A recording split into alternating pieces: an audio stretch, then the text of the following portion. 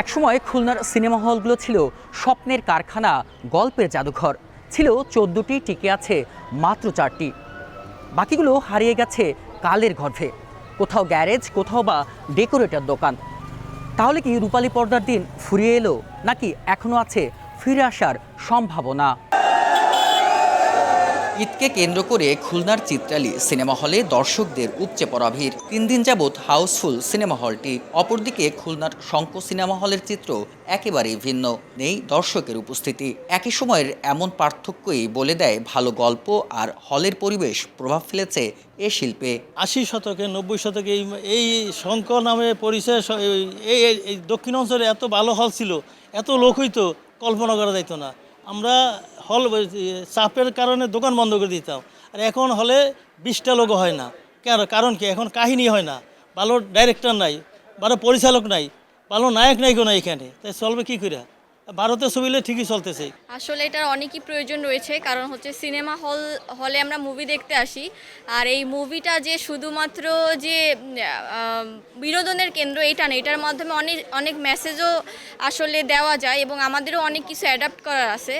আর যেমন ভালো কন্টেন্ট ইদানিং আসতেছে, এরকম ভালো কন্টেন্ট আমরা আরও আশা করি, যাতে সবাই অনেক এনজয় করতে পারে বা অনেক কিছু শিখতে পারে।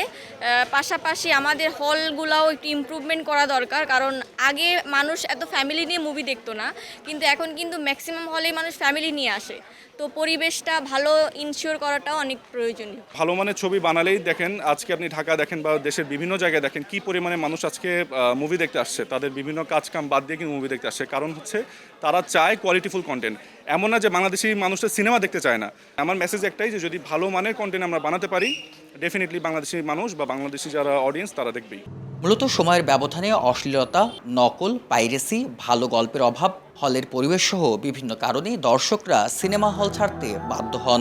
এতে একের পর এক বন্ধ হচ্ছে সিনেমা হল। বন্ধ হয়ে যাওয়া হলগুলোর মধ্যে রয়েছে দৌলতপুর এলাকার মীনাক্ষী হল, নিউ মার্কেট সংলগ্ন ঝিনুক হল, সোসাইটি হল, স্টার হল, পিকচার প্যালেস ও উল্লাসিনী, খালিশপুরের বৈকালী হল, ফুলবাড়িগেট এলাকার জনতা সিনেমা হল, গ্যারিসন এবং ফুলতলার শাপলা সিনেমা হল।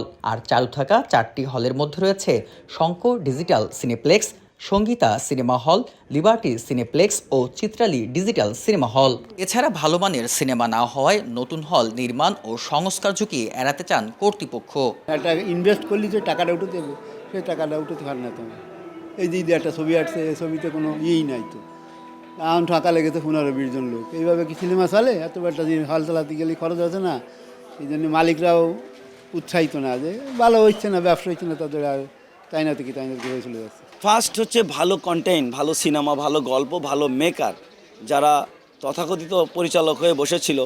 বাপ দাদার আমলে রাজত্ব ছিল, আমি রাজার ছেলে, রাজা হয়েছি, কিন্তু তার যোগ্যতা নেই, এরকম কিছু লোক আমাদের পরিচালক ইয়েতে ঢুকে গেছিলো, যারা ইচ্ছা মতন ছবি বানাতো, পচা গল্প দিয়ে সিনেমা বানায় তারা ব্যবসা করতো। কিন্তু এখন যারা সিনেমা কাজ করে, যেমন রায়হান রাফি ভাই, আমাদের নতুন যে ভাই আসছে, এই ছবিতে অসম্ভব ভালো করছে।